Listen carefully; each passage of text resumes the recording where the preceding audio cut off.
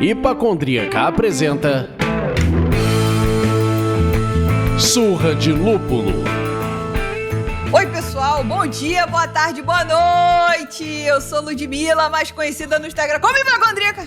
E no programa de hoje, meus amigos, nós vamos falar de um tema que eu desconheço completamente, escrito em caixa alta na pauta, porque, e por isso eu já vou avisando que esse pode ser o programa e a pauta mais cheia de gancho de todos os tempos do Surra de Lúpulo. O Capitão Gancho que se segure.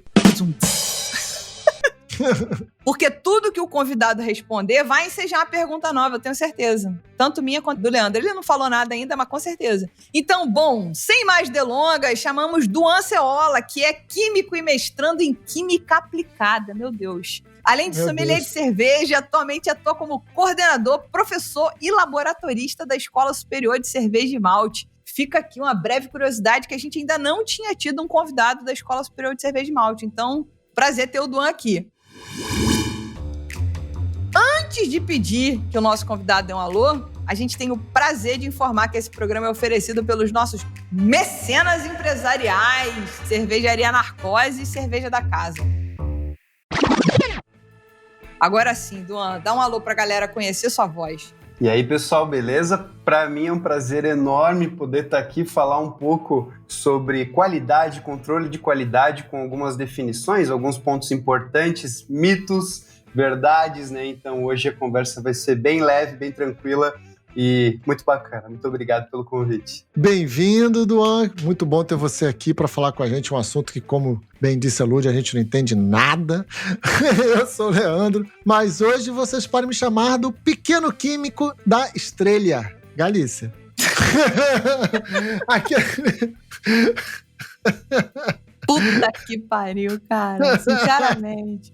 Sinceramente, hein, Leandro? Porra, tem nem pra respeitar o convidado. Eu pensei que você ia falar que você era o Jimmy Neutron. Não pode ser, não? Eu até pensei num caminho desse, tá? Mas da última vez eu já fui o professor Pardal, aí eu falei, não vou ser repetitivo. Aí eu lembrei daquele brinquedinho da Estrela, que iniciou tantos químicos nessa vida, menos eu. Eu não fui iniciado por ele, até porque eu não sou químico.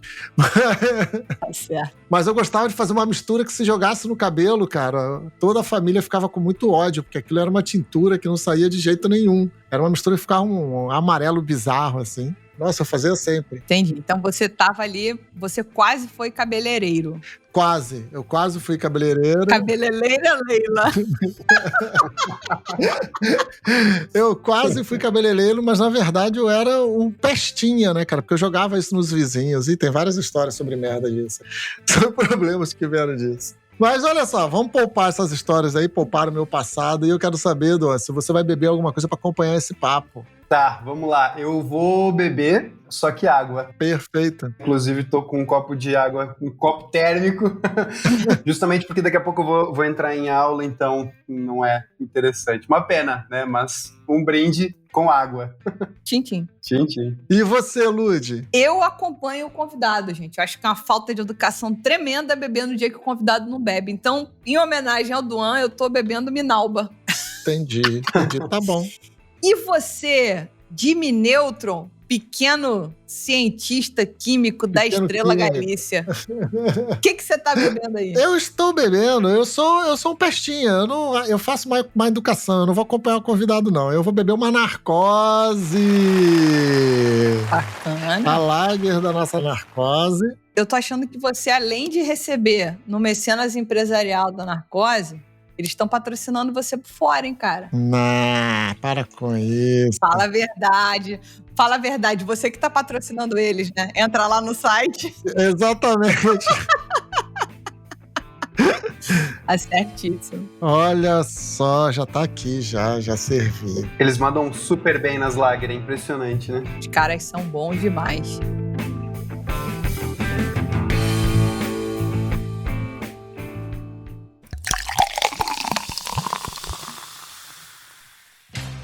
Bom, esse programa nem começa se a gente não passar aqui para agradecer e enaltecer os nossos mecenas. Eles que nos ajudam a manter a independência criativa do Surra de Lúpulo.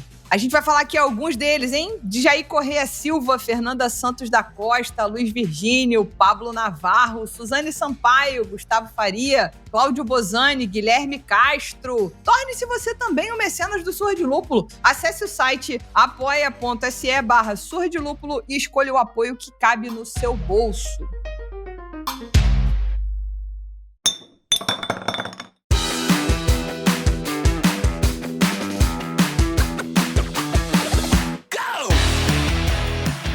Vai daí, Jimmy Neutron.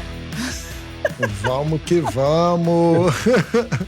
Você cismou com o Jimmy Neutron. Calma que eu vou ser ele em outro momento. Eu cismei. Vamos lá. Para começar, Duan, o que é e o que faz um laboratório cervejeiro? Muito legal, muito bacana. Esse tema, ele sempre causa um certo desconforto por parte dos investidores do ramo da cerveja, porque muito investidor interpreta a montagem de um laboratório como algo extremamente caro, algo extremamente complicado, complexo de se fazer e de se elaborar, mas na verdade não é... Exige uma complexidade como tudo, né? Mas está longe de ser o parâmetro mais complexo de dentro de uma fábrica de cerveja, né? Uhum.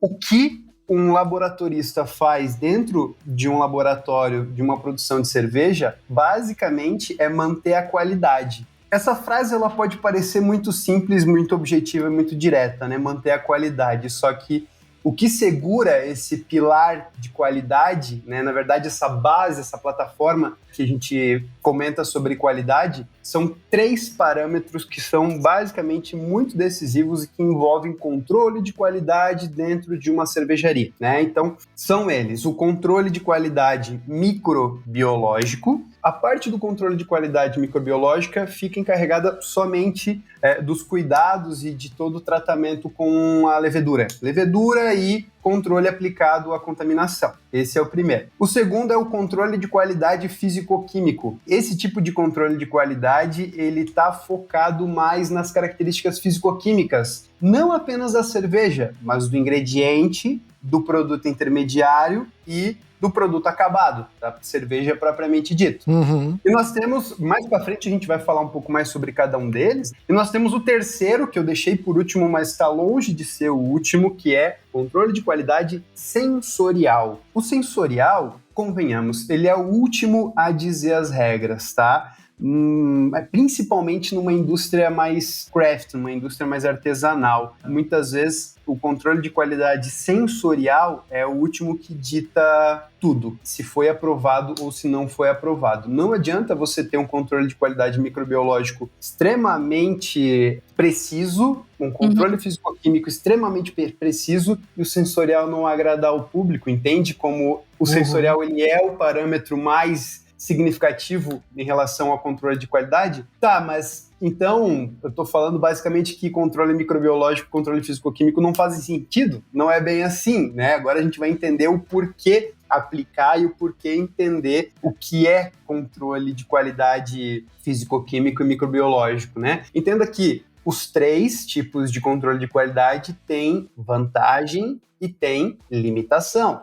Né? Não é tudo mil maravilhas, né? A parte do controle de qualidade microbiológica muitas vezes entra em rixa com a parte sensorial. Por quê? Vamos falar agora um tema bem interessante, que é o processo de pasteurização, por exemplo, né? No processo de pasteurização, microbiologicamente, ele é perfeito? É simplesmente a melhor técnica aplicada a conservar microbiologicamente a cerveja.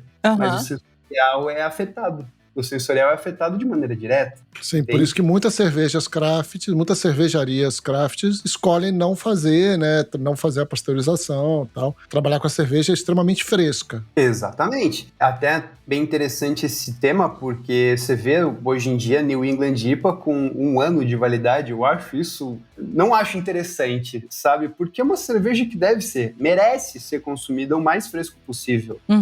Enfim, o controle de qualidade físico físico-químico, basicamente, ele não está nem aí para o sensorial e para o microbiológico. E o controle de qualidade sensorial também não está nem aí para as características físico-químicas. Então, são 3 pilares que sustentam a qualidade, mas são independentes. Você pode aplicar de maneira independente isso dentro de uma cervejaria, com técnicas bem fáceis de serem aplicadas, diga-se de passagem, né? Então, o que um laboratorista faz dentro de uma cervejaria é cuidar dos 2 tipos de controle de qualidade, físico-químico e microbiológico, e tudo o que perfila esses 2 tipos de controle de qualidade. O controle de qualidade sensorial, ele é fundamental, eu não vou nem me atrever a entrar nesse conceito, porque já foi muito descrito no podcast da Pri e do Bleed, que falaram espetacularmente sobre esse tema, e eu assino embaixo tudo que eles comentaram. São 2 profissionais muito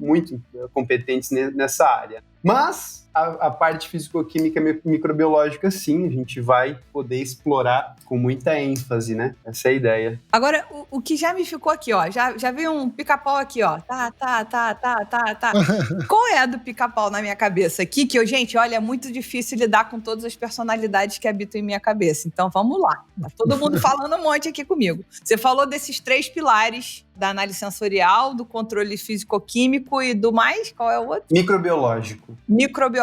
Para mim, isso virou aquele banco de 3 pernas, que se ele for bem desenhado, ele fica estável, ele é maravilhoso, não deve em nada para bancos e cadeiras de 4 pernas. Até aí tudo bem. Agora, me parece que eles são quase que opositores, né? Porque você falou, eles se sustentam independentemente, né? A análise sensorial tá ok, as pessoas podem não ligar para as outras 2, as outras 2 podem estar ok, e aí o sensorial pode cagar ou não. É isso mesmo? Tipo, eles são complementares em algumas situações, mas em muitas eles são independentes, completamente independentes? Eles podem ser independentes, não que obrigatoriamente eles serão independentes, né? Até porque, vamos imaginar um exemplo, controle de qualidade microbiológica, houve uma contaminação, né? Numa cervejaria você nunca vai conseguir exterminar a carga de contaminação dentro de uma cervejaria, você controla.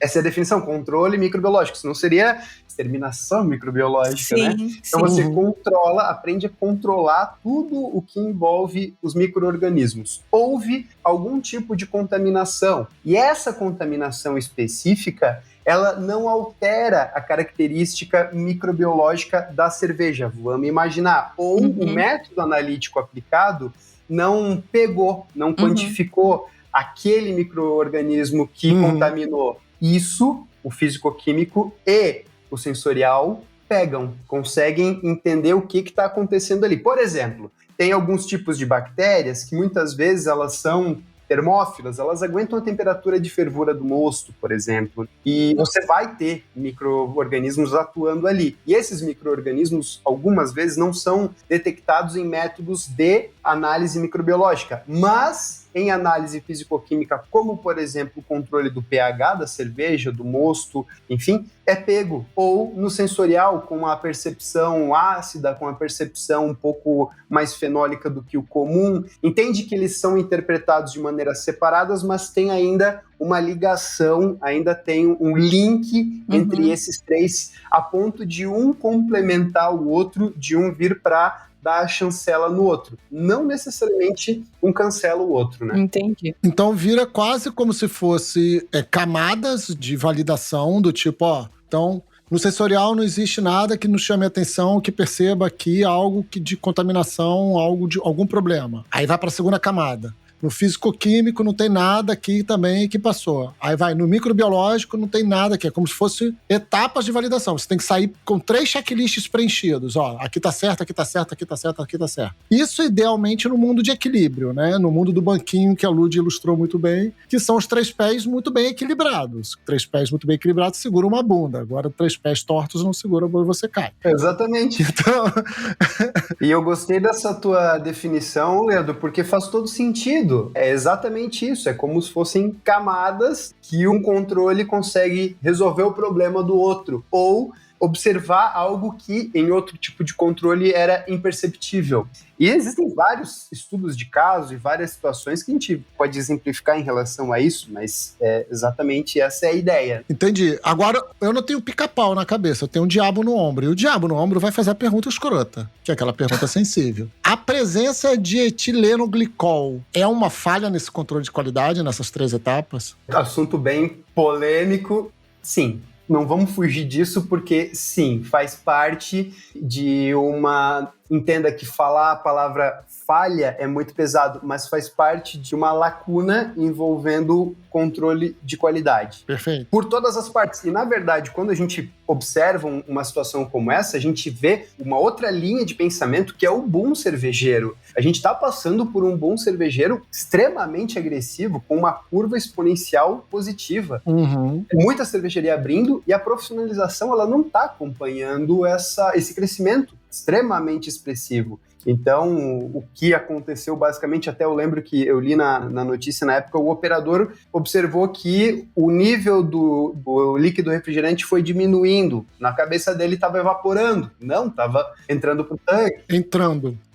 Então, esse tipo de senso crítico falta muitas vezes por parte do cervejeiro. E ali, uma técnica muito simples que já vem sendo utilizada poderia resolver o problema: tingir o líquido refrigerante. Utilizar um corante nele, por exemplo, um corante roxo. Caraca, genial. E aí é muito simples, você vê a cerveja, ela tá com uma outra coloração, ou você faz a análise físico-química da cerveja e vê que ela tá com uma outra coloração, liga o sinalzinho de alerta. Opa, calma aí, deu algum problema aqui porque ela tá com a coloração errada. Então, neste processo dessa contaminação, o controle de qualidade que poderia ter pego seria o físico-químico. Sim, basicamente nesse exemplo específico do que aconteceu, o parâmetro físico-químico, mais especificamente falando análise de cor da cerveja e análise de pH da cerveja, poderiam ter identificado isso também. Até se for parar para pensar, pensando agora que a análise da densidade final, porque todo o líquido refrigerante tem uma densidade específica, né? Entendi. Quando misturado na cerveja, vai alterar a densidade da cerveja também. Então, ali, poderia ter sido evitado tudo isso que aconteceu com a implementação de um controle de qualidade muito mais preciso e muito mais detalhado e exigente. Entendi. Antes da gente partir para a próxima pergunta... Bem que tu avisou que era festival. É correto afirmar que talvez não tenha sido feito nenhum tipo de teste nessa cerveja? Porque, entende a minha dúvida? Se a gente tem 3 pilares, um deles você citou, podia ter tido um líquido corante que alteraria a cor. Bom, a gente já sabe que não tinha líquido corante. Mas se tivesse sido feito algum exame, aí eu vou falar uma besteira sem fim, algum exame laboratorial, talvez tivessem descoberto, fosse o exame que fosse. Então, talvez seja correto afirmar que não houve nenhum tipo de teste? Comentar que não houve nenhum tipo de teste é um pouco complexo. Vamos falar, se houve tipo de teste, o resultado não foi interpretado da maneira correta. Ou, vamos levar isso num outro patamar, poderia ter sido aplicado um controle de qualidade básico, não muito caro, barato, fácil, que identificaria que a amostra da cerveja específica ela tem algum tipo de desvio. Entendi. Contaminação, desvio. Aí eu tenho uma última pergunta sobre este caso específico. A política de testes e controle de qualidade mudou depois desse caso? Tem coisas que foram aprendidas com esse caso, do tipo assim, alguma dessas coisas que você trouxe pra gente já logo nesses primeiros 20 minutos de papo, já tem alguma coisa que mudou por causa deste caso? Legalmente, não ainda, tá? Sim. E na verdade, o próprio mapa, ele não exige que você tenha um espaço laboratorial, tá? Então, legalmente não alterou nada, tá? Mas, intrinsecamente falando, né, em relação à prática de controle de qualidade por parte dos laboratoristas, Sim, e principalmente por parte dos responsáveis técnicos pelas cervejarias. Então, eu percebo, por estar inserido de maneira direta no mercado cervejeiro profissional, de quem faz cerveja em nível profissional, de quem controla a qualidade da cerveja, depois do que aconteceu, muita gente ligou o sinal de alerta e está observando o controle de qualidade com outros olhos, com uma atenção um pouco mais alta, sabe? Entendi. Perfeito.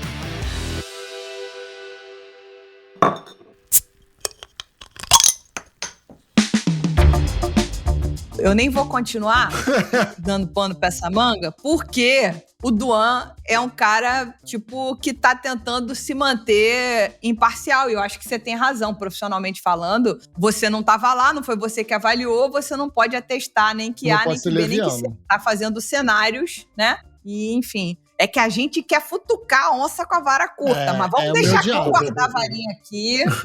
Tá tudo bem. Bom, vamos lá. Então, você já falou um pouco sobre o que é e o que faz um laboratório cervejeiro, e aí resta pra gente, que é um pouco o caminho que a gente está trilhando, apenas as grandes cervejarias possuem laboratórios próprios, ou já temos cervejarias artesanais, né, craft, também com seus laboratórios, e como é que funciona essa implementação? Você deu um pai bola ali, bem no comecinho do papo, que as pessoas às vezes acham que é mais caro do que é de fato, que é possível ter um controle de qualidade num valor mais acessível. Como é que é essa tua percepção profissional, né? Como é que tá isso? Legal. O controle de qualidade, tudo que perfila o controle de qualidade, basicamente envolve a presença ou a ausência de um laboratório ou técnicas aplicadas para controlar, não é exclusivo para grandes cervejarias. Claro que grandes cervejarias, elas precisam de controle de qualidade, algo extremamente necessário, porque evita gastar dinheiro à toa.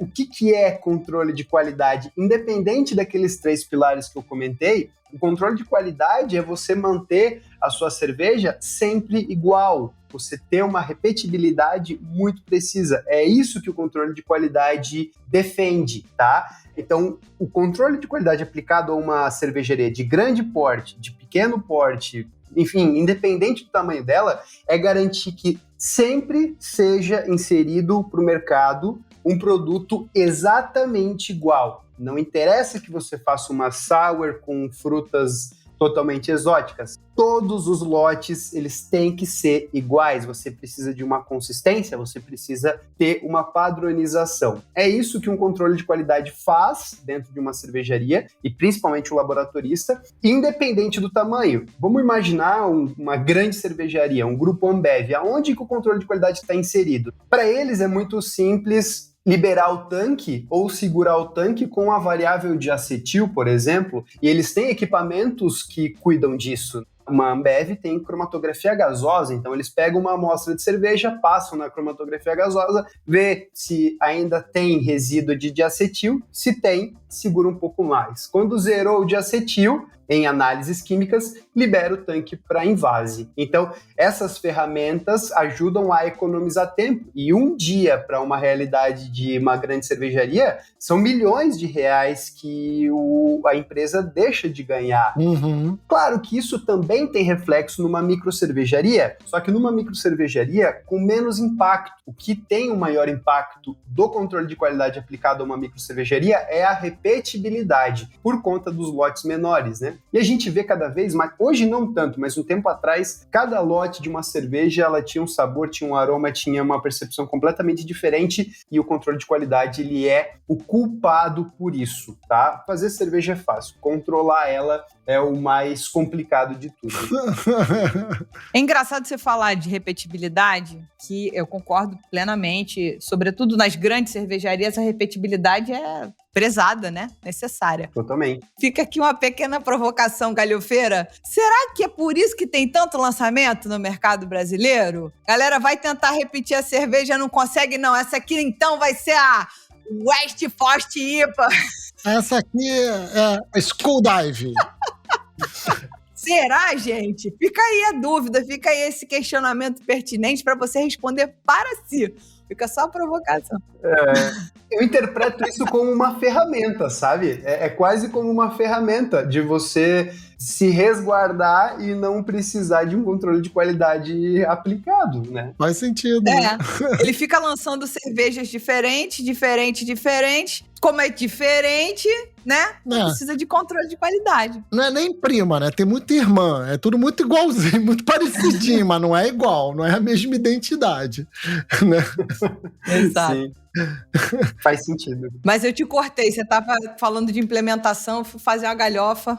Sim, então como é que funciona, né, a implementação de um laboratório para uma cervejaria? Primeiro, o Ministério da Agricultura, Pecuária e Abastecimento ele não exige um espaço físico laboratorial, é totalmente parte da cervejaria desenvolver, fazer esse espaço físico. E aqui no Brasil, quando uma cervejaria ela starta, né, ela inicia suas operações, de uma maneira geral, os investidores, os cervejeiros, eles estão um pouco mais preocupados em fazer cerveja, né? A primeira pergunta que os caras fazem, quantos litros vai ter a cozinha? E pouca gente leva em consideração o controle de qualidade. Deveria ser o contrário, eu vou estar sempre puxando a sardinha para o meu lado, mas não é à toa, é que eu quero ver cervejas boas no mercado. Você quer ver cerveja boa no mercado. Para isso acontecer, tem que ter um controle de qualidade aplicado. Então, o controle de qualidade vai muito além de cervejas boas no mercado, é redução de custo, né? Então, a implementação de um laboratório dentro de uma unidade é por parte da cervejaria,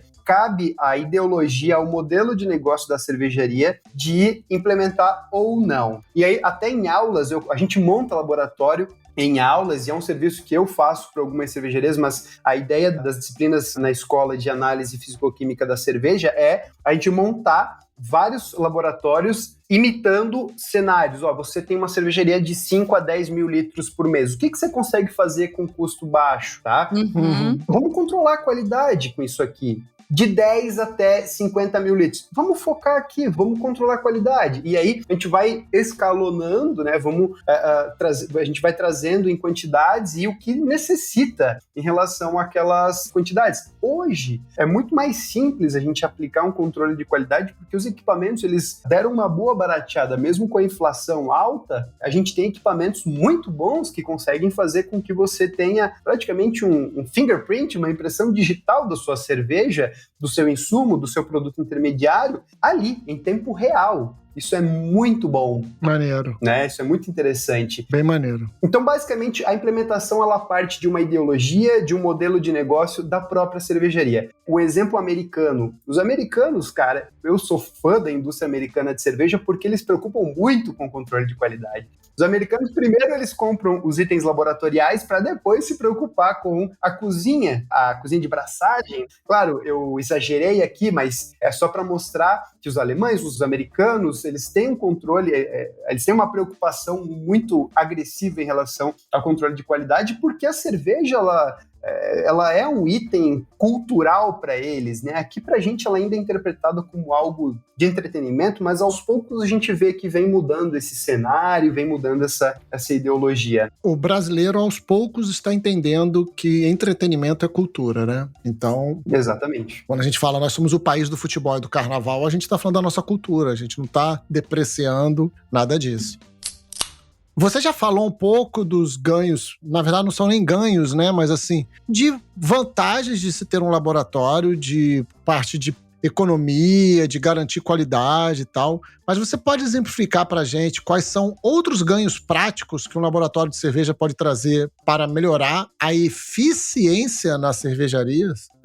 Tá, vamos lá. Um controle de qualidade aplicado para uma cervejaria, independente do volume dela, tá? Vamos imaginar que agora a gente não está focando no volume, independente. Isso se aplica de uma cervejaria de 5 mil litros até 50 milhões de litros mês, tá? Ele vai fazer com que você tenha uma redução no custo de compra de insumo, porque é parte do controle de qualidade analisar os insumos, tá? Então é analisado cevada, malte, adjunto, água, lúpulo, especiarias, Levedura também. Hoje a levedura é um dos itens mais caros para uma cervejaria. Então você, tendo um controle de qualidade, você reduz o custo de utilização de insumos. Exemplo prático, muito cervejeiro fica refém do laudo de lúpulo, né? A quantidade de ácido alfa. Nas aulas eu mostro que, às vezes, a quantidade de ácido alfa que está no rótulo não é a quantidade de ácido alfa que está no lúpulo. Mas isso merece um processo com a empresa que vende lúpulo? De jeito nenhum.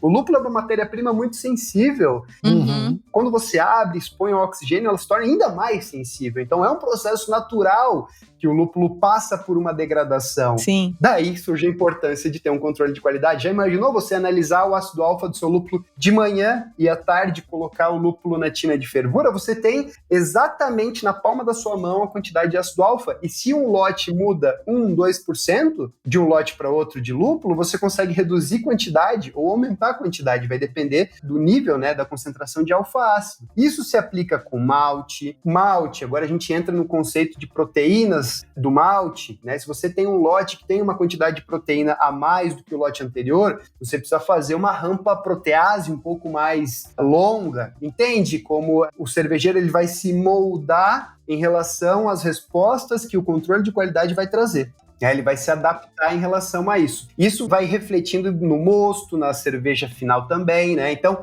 custo, reduzir custo, esse é o primeiro parâmetro principal, tá? Reduzir custo. Segundo, manter a padronização, que está brigando com o primeiro. Os dois estão numa disputa para ver quem ganha. Manter a padronização, você ter sempre a mesma cerveja indo para o mercado. Além de sempre ter a mesma cerveja indo para o mercado, você ter a sua cerveja sendo consumida na Dinamarca e ela ter o mesmo sabor. Isso o controle de qualidade faz. Legal. E o terceiro, reduzir tempo. Numa cervejaria, reduzir 1 dia, 2 dias, uma semana, é dinheiro que você consegue ganhar ou deixar de gastar. Nossa, eu tava com uma percepção oposta a essa, Duan. Já ia puxar um gancho e te perguntar se a inclusão ou a criação de um laboratório de gestão de qualidade, de controle de qualidade, ele não poderia criar etapas no processo que poderiam retardar o processo. Porque no final das contas, né, a gente está falando de indústria. Então eu recebo a matéria-prima, quanto mais rápido eu coloco a matéria-prima para ser utilizada, melhor, ainda mais como você falou, o lúpulo é extremamente sensível. Né? Melhor eu extraio as qualidades dela, quanto mais rápido eu produzir, eu tenho um estoque mais forte, quanto mais rápido eu tirar o estoque de dentro de casa, eu posso produzir mais. E aí vai esse ciclo, esse looping. Sim. E eu já estava com essa ideia na cabeça, eu já ia te perguntar se a implementação de um laboratório não cria etapas que poderiam trazer, não estou falando com juízo de valor, mas uma morosidade nesse processo, diminuir a agilidade desse processo. Tá, a ideia do controle de qualidade, como eu comentei, de reduzir o tempo, ela vai ser aplicada de uma maneira a que você tenha variáveis na sua mão para controlar isso. Eu usei o exemplo do diacetil, mas isso pode ser interpretado com outras variáveis também. Até o próprio diacetil. Vamos manter o diacetil numa microcervejaria. Numa microcervejaria, o diacetil pode ser analisado por sensorial, pode ser analisado por análises químicas. Numa lager, por exemplo, né? Você tendo um filtro, tendo um meio para fazer a filtração de uma Pilsen, você fez uma análise de diacetil hoje, não tem mais diacetil naquela cerveja, e mesmo ela estando turva, ela vai passar por um filtro, por um clarificante, tá? Pergunto, faz sentido deixar essa cerveja até amanhã? Não faz sentido. Por quê? Se ela já está pronta, com esse marcador de qualidade já checado, né, já dando o ok, você já pode passar para a próxima etapa, mas isso também pode ser interpretado de maneira oposta. Se porventura houve uma troca de lote de levedura, ou a levedura está muito preguiçosa, ou a vitalidade está um pouco comprometida, que na verdade já não deveria nem ter iniciado a fermentação com essas condições, mas vamos imaginar que começou, é parte do controle de qualidade trancar o tanque. Não, esse tanque não vai sair daqui até zerar o diacetil, por exemplo. É uma faca de 2 gumes. Ele pode antecipar coisas, se for possível antecipar, ou falar, filhote, retardou aí, porque o negócio tá devagar aqui do nosso lado. Exatamente. Mas no final, a eficiência e a repetibilidade vão ganhar no prazo corrido de tempo, talvez, né? Porque você vai estar entregando um produto melhor. Sim, com certeza. E no final das contas, você pode pode fazer o João Kleber, mandar um para.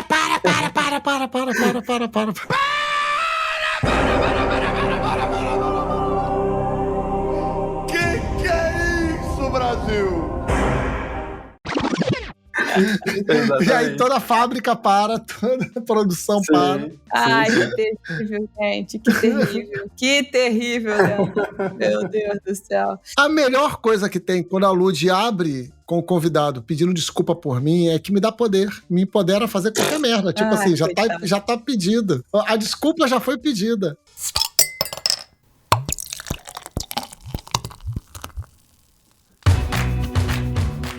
Para a próxima pergunta, falamos bastante de laboratório, a gente já confundiu a cabeça do Duan, coitado, ele já falou de coisa, foi lá falar de treta.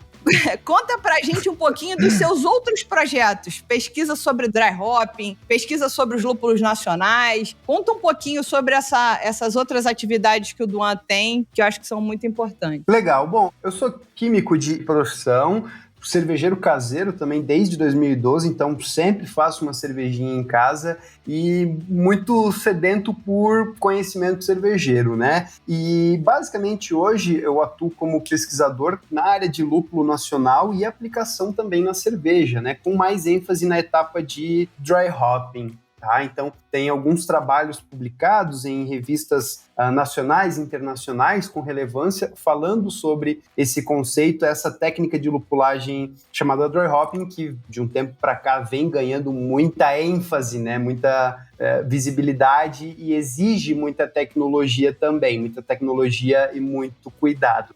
Aliado a isso, tem toda a questão do trabalho com o lúpulo nacional. A gente vai fazer a segunda edição da Copa Brasileira do Lúpulo. A primeira aconteceu esse ano, a segunda vai acontecer no ano que vem. É um concurso, só que de lúpulo. Parece um concurso de cerveja, mas ele é só de lúpulo nacional. É uma ideia muito interessante, deu bastante trabalho para fazer essa primeira edição, muito trabalho. E a segunda já está dando, mesmo que vai acontecer em abril, já está dando, mas claro que sozinho a gente não faz nada. A ideia partiu de mim, mas tem muito mais gente por trás. Tem o pessoal da Kalamazoo, que já fica o meu abraço aqui para eles. Aureliano, Ju e Manu são muito queridos. Tem a minha noiva também, que é da parte da contabilidade, a parte burocrática eu deixo com ela. Com ela. Exatamente. Então, é um concurso, basicamente, que elege, né? Tem como ideia eleger os melhores lúpulos do Brasil, né? Isso tem como objetivo incentivar a cultura do lúpulo no Brasil e, além disso, mostrar para o cervejeiro que tem lúpulo de qualidade aqui no Brasil. A gente tem lúpulo com muita qualidade e apto a ser utilizado na produção de cerveja como ele é, né? Essa é a ideia. Não, e isso com certeza, é legal essa iniciativa demais. A gente liberou o programa número 113, foi justamente falando sobre inovação e tecnologia no lúpulo. A gente falou com o Felipe Wigman e o Gabriel Fortuna, da Brazuca Lúpulos, para falar um pouco desse cenário, né, do que está acontecendo e como é importante a presença laboratorial para testar o nosso lúpulo e poder dizer, ó, tem quantidades ótimas de alfa, ácido, sei lá o quê, eu não vou saber falar o nome de nada, hein, Duan? Então, vai lá. Então, os laboratórios, as fazendas apresentando quase que esse pedigree. Olha só, hein, gente, Exatamente. Eu tô demais hoje, hein? Caralho, velho.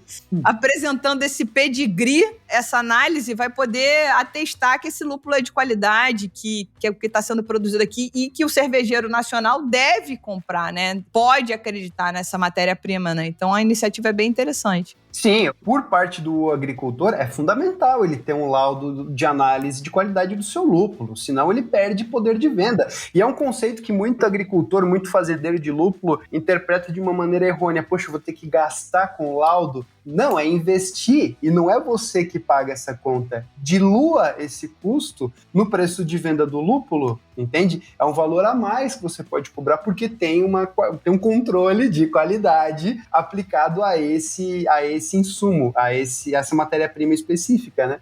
Essa é a ideia. Legal demais. Curti. Muito legal. Sim, sim. Vamos voltar para a profissão dos virginianos, que eu já percebi isso. E aí eu quero saber, assim, dos laboratórios, quais são as análises laboratoriais mais comuns realizadas nos laboratórios cervejeiros e por quê? Legal. Agora a gente vai ter que, inevitavelmente, separar em tamanhos de cervejaria. para facilitar o nosso entendimento, vamos fazer duas separações em microcervejarias e grandes cervejarias. Ok. Grandes cervejarias analisam desde o insumo, as características fisicoquímicas e microbiológicas e sensoriais do insumo, água, enfim, o grão malteado, seja ele trigo, arroz, milho, né? Não é a fonte de carboidrato que indita a qualidade da cerveja, já fica uma sugestão, né? Muita gente fala, a cerveja de milho é ruim. Não é a fonte de carboidrato que determina se ela é boa ou ruim.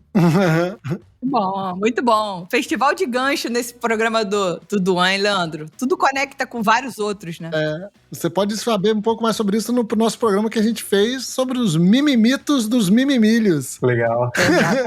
Exatamente. Então, é feito todo esse acompanhamento físico-químico, sensorial e microbiológica do insumo, do produto intermediário. O que é o produto intermediário? O produto intermediário, ele envolve basicamente a amostragem de mosto, a amostragem de bagaço, a verificação da moagem também, tá? A verificação do nível de moagem para ver se você está tendo uma moagem eficiente. E aí você tem teste do iodo, você tem pH de mostura, extrato original, extrato do fino da lavagem, extrato da tina cheia, cor. Tem uma análise também chamada TBI, teor de ácido tilbarbitúrico, que fala basicamente se o mosto passou por um estresse térmico muito grande. Isso é aplicado em grandes indústrias, porque imagina, a tina de mosturação de uma grande cervejaria é do tamanho do nosso apartamento junto, tá? Então, olha, separa muito o mosto em diferentes distâncias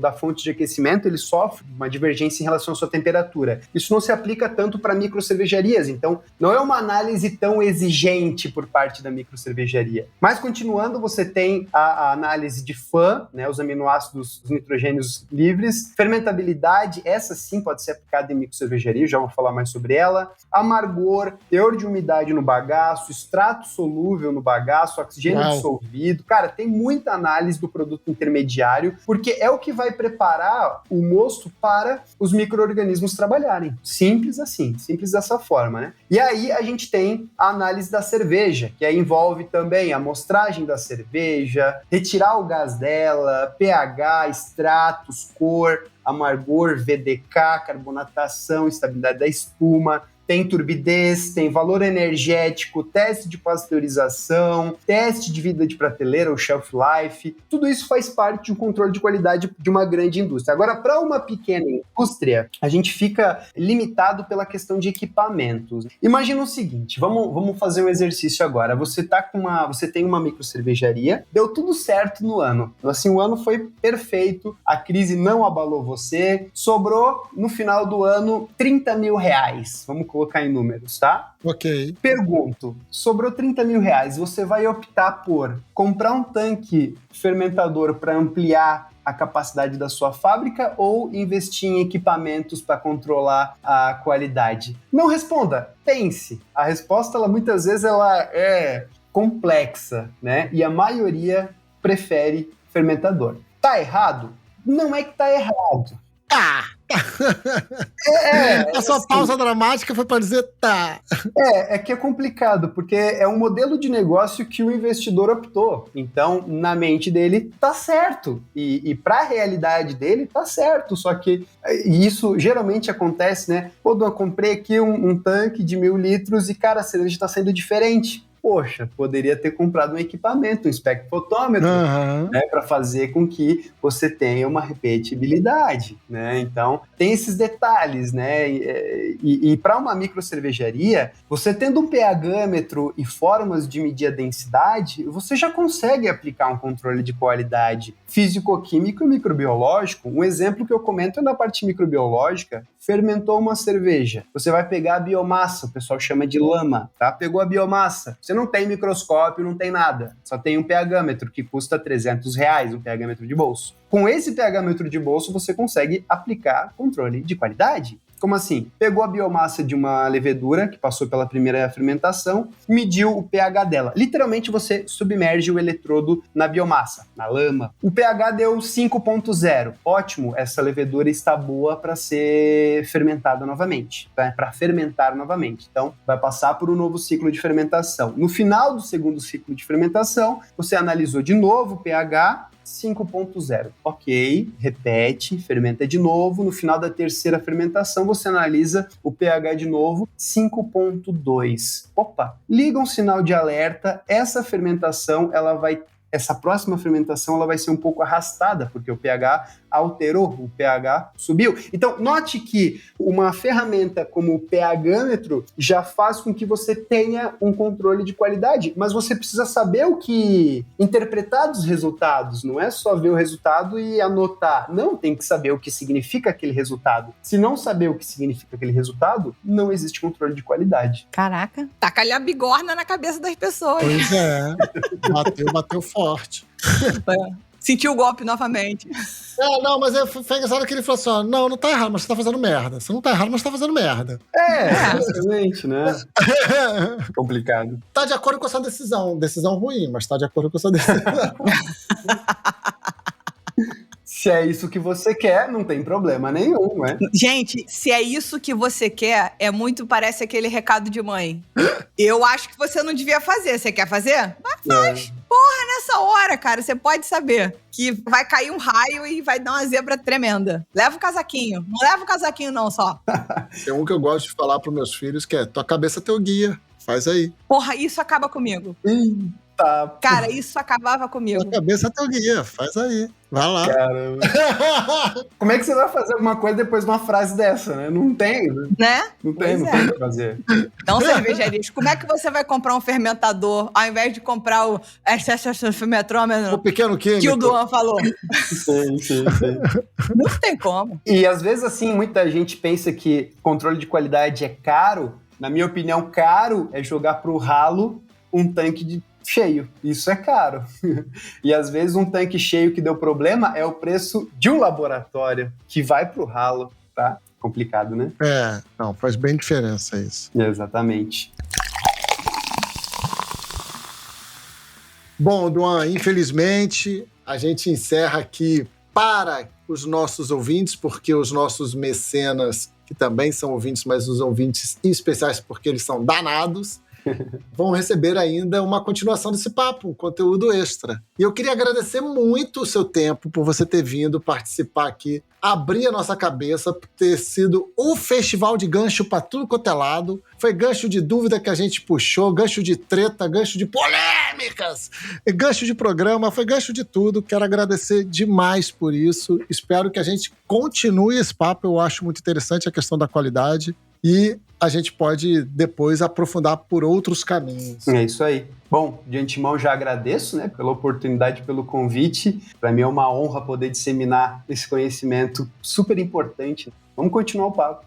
Com certeza. Eu também quero agradecer demais ao Duan, um assunto que eu não entendia nada. Comecei a ter um vislumbre. E eu acho que a parte de qualidade, ela sofre sendo preterida em algumas situações, né? Um controle laboratorial que traz a qualidade, assim como as questões tributárias, ou seja, quando o assunto não é um assunto que o cervejeiro domina, ele acaba não buscando uma consultoria, ele acaba preterindo esses assuntos que são duros, né? Que são difíceis da gente lidar no dia a dia, mas enfim, a gente pode descobrir que pode ser mais simples, que pode ser possível, enfim. Que o Surra de Lúpulo tem ajudado os cervejeiros que nos ouvem, iluminado eles a comprar os Texapetrômetro. É o quê?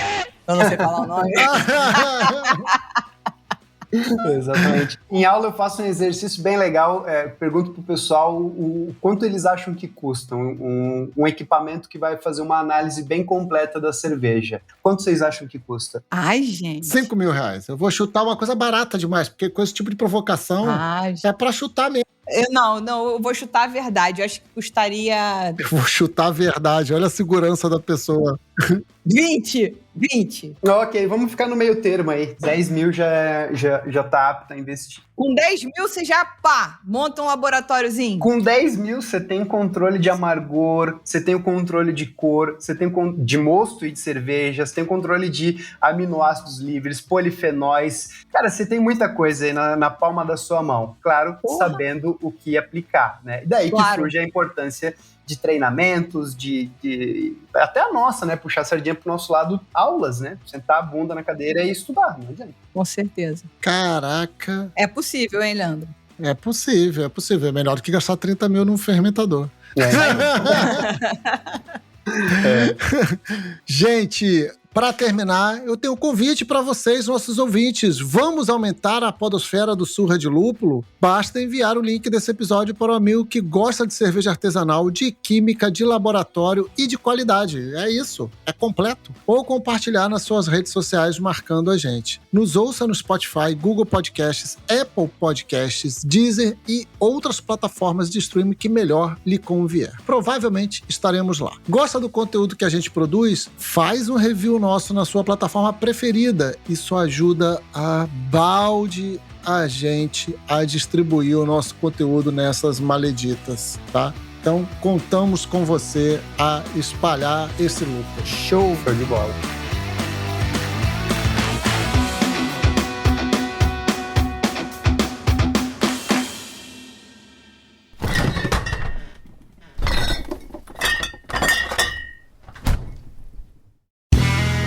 Este podcast foi editado por Play Áudios.